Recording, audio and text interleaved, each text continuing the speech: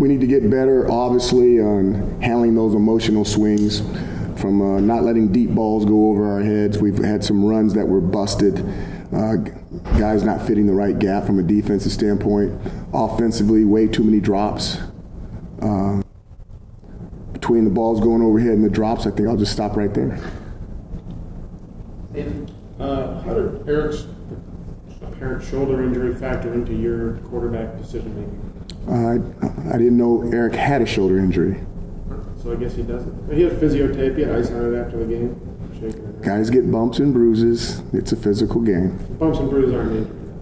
That is correct. That's the line we're running. Okay. Other questions? Matt? Just tell me about Wagner and what you kind of see about this team up there.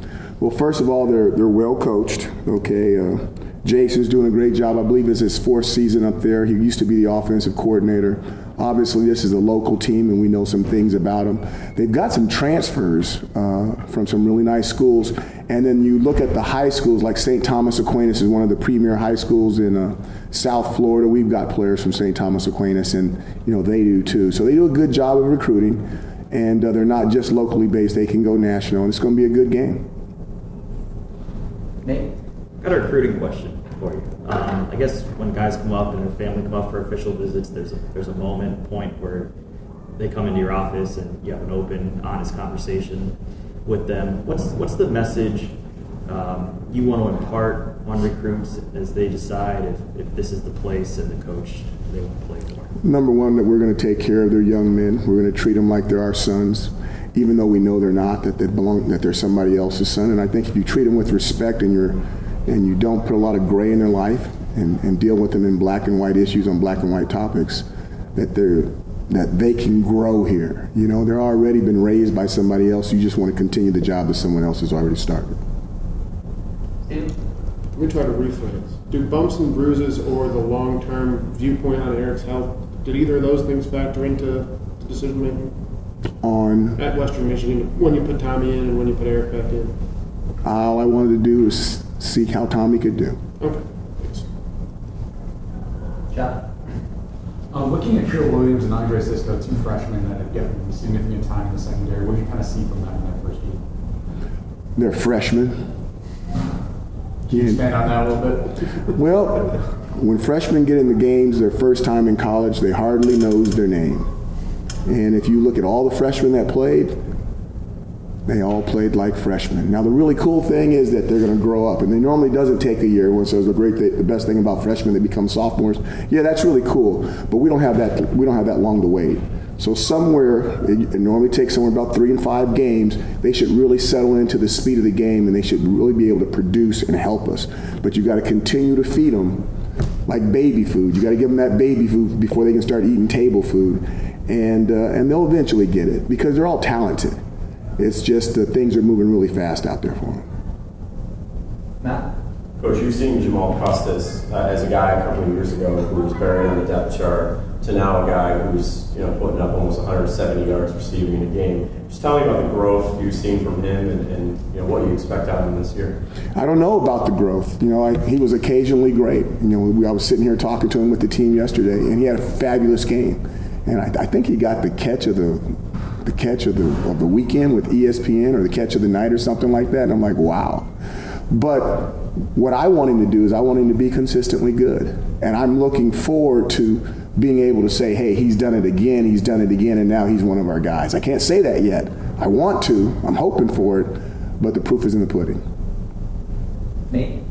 Another recruiting one. Obviously when guys come up here for visits, players host recruits and show them around campus. When you identify which of your current players you want that responsibility, what do you instruct them? What do you sort of tell your current players on what to emphasize? You know that you're giving all my recruiting stuff out, that some other coach can take this and beat me with my own stuff when you do stuff like this, don't you? Pretty. You could have asked me privately without all the cameras on me. Easier questions, Ask your question again. What do you instruct your current players? I tell my players, this is what I tell them. I said, tell them the absolute truth. Do not lie to them. Tell them exactly how the program is. because then if they want to come, they're not surprised. When you went back and looked at the film, what did you kind of take from Tommy's time in there, and what do you think Wagner presents opportunity-wise? Tommy messed up on a bunch of stuff, and then there's other stuff that he did really good. He was just like Andre Cisco. He was just like Trill Williams. He was just like all the other freshmen that played. Wagner, we've got to see. Wagner is a good football team. You saw what happened to us when we lost our concentration with Western Michigan. We've got to go out and play this game and have the right mindset. Back. Can you expand on the loss of concentration that kind of led to Western Michigan getting back into the game in the third quarter? Okay, we had deep balls go over our heads with a free safety in the middle of the field. That's a lack of concentration. We had a quarterback take the wrong stance, and he fell down on 4th and 1, and I think we were like, I don't know, I'm going to say close to 100% in that situation based off the formation that we were in and the play that we were going to run. You just can't have those kind of mental mistakes. And they know what to do. They know how to do it. They had done it in the first half. The safeties had done it in the first half, and it was a 38-7 game or a 34-7 game. And they need to just continue to stay on their focus. Stay focused. What did Andre Schmidt show you to get the opportunity against Western Michigan? He never missed in practice. Do it.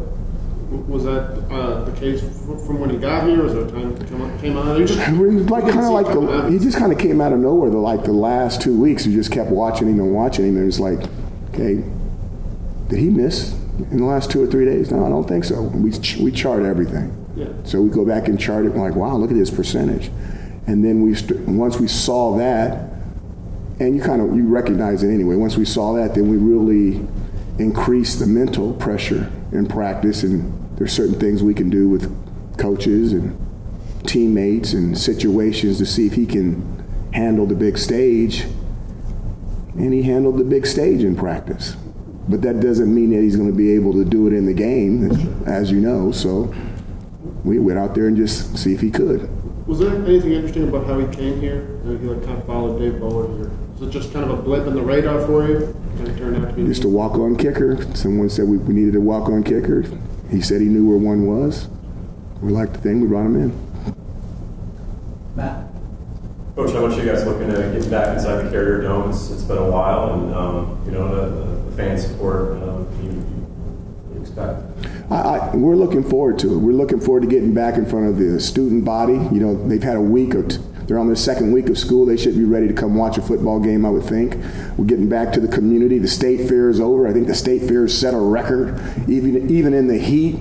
And, I've never had an opportunity to go to the state fair. It kind of bums me out because we're always in practice. I mean, I drive by there when there's no state fair all the time, but I never get a chance to see it.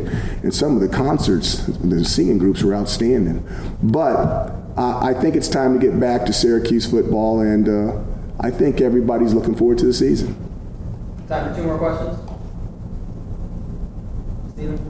What's your take on that kind of, I don't know if skirmish is the right word, or when Eric tried to pick the guy up and they fell down and Evan came in? Was that just guys getting lost in a moment? That really I knew that Dungy was trying to pick him up. If you know anything about Dungy, that's another time for him to show off how big his guns are, that he can pick that guy up.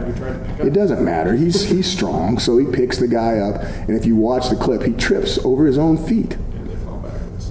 And then it looks like something, and those guys jump in there, and our guys are going to protect our quarterback. So I'm sitting there going, Dungy, because you tripped over your own 2 feet, we got a guy kicked out for a game. So it's a little humorous, but it's not a little humorous when you're missing a good football player for a half of football.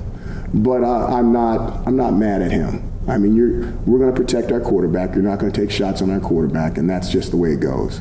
So it was a misunderstanding, and when you look at the tape, that's exactly what it looks like. Evan doesn't seem like a guy you can kind of take that fire away from. What do you mean take that fire away? I mean, he just seems like an intense player, finishing blocks through the play, even earlier in the game. And then... It has nothing to do with him. No one's going to mess with our quarterback. He just happens to be the guy that was closest to him. Okay. I think any of those guys would have done that. Last question, Matt.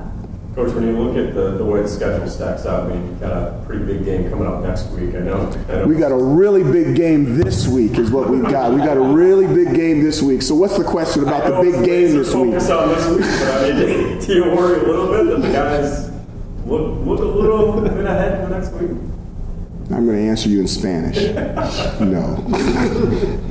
Thanks, Coach. Thank you, guys.